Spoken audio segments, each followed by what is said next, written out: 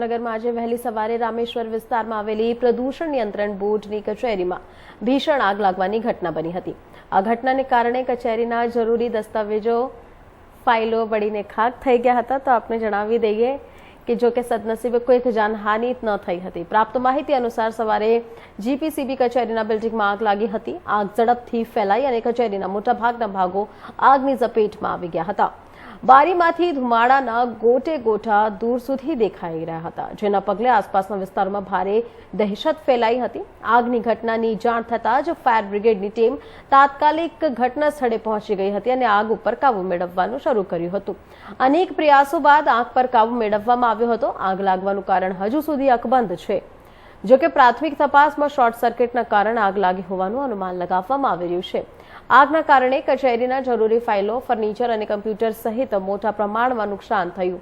સદનસીબે આ ઘટના દરમિયાન કોઈ કર્મચારી કચેરીમાં હાજર ન હતા, જેના કારણે કોઈ જાનહાનિ થઈ હતી ન।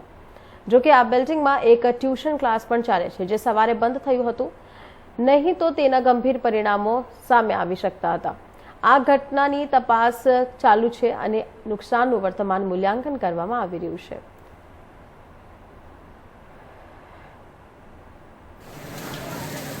આજરોજ સવારે હમણાં રામેશ્વર ચોકમાં આવેલી પ્રદૂષણ બોર્ડની કચેરી છે, જે કોમ્પ્લેક્સમાં છે, પહેલા માળે, એમાં આગ લાગેલી હતી।